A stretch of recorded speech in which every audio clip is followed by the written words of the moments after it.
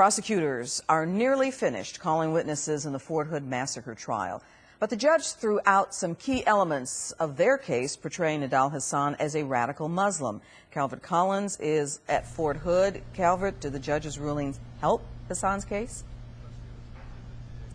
Not really, Clarice. Judge Tara Osborne threw out that evidence because she thought that Hasan's extremist beliefs or evidence related to that might be too biased to include in the trial. Well, that cut down on the prosecution's witness list, so it's likely to rest tomorrow, and then Hasan, as the defense, would take over. Interesting thing that happened this afternoon, both sides agreed on a definition of jihad, which Hasan wrote. I think it would have shown a gradual move towards discomfort with the wars in Iraq and Afghanistan that turned into something he found actionable. But Major Nidal Hasan's radical sympathies won't be heard on the record for the remainder of his trial. Almost a year before the Fort Hood shooting, Hasan began emailing Anwar al-Awlaki, a scholar turned al-Qaeda leader. Those emails also aren't admissible. However, evidence that will be allowed include internet searches on Hasan's laptop computer in the days prior to the incident and favorites saved to his computer. The 42-year-old admitted shooter recently sent published notes to Fox News and the Killeen Daily Herald, and in them he says he's eager to prove he's a martyr.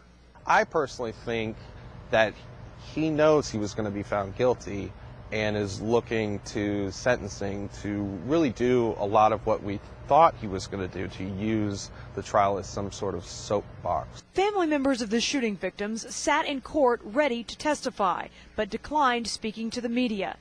Sketches from earlier in the trial show one of the guns Hasan is accused of using on November 5, 2009.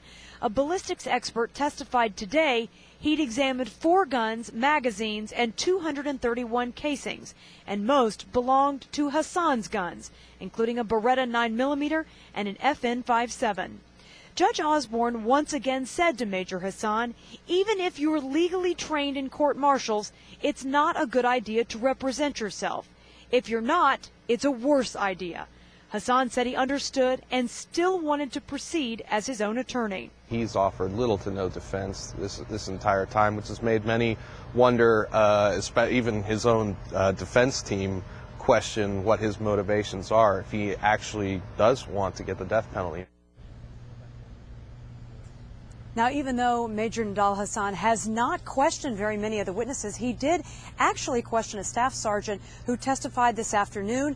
Major Hasan asked if he saw, if that staff sergeant saw him fire at the civilian police officer who was firing back at Hasan, and he said yes. Now, when Hasan does take over as the defense, he is expected to only call one witness. And military staff tells me that as soon as there is a verdict, then the sentencing will likely begin almost immediately, if not the next day, Clarice. So, Calvert, we're seeing really different dynamics. It's not a question of guilt. This case is about getting everything on the record in case of an appeal.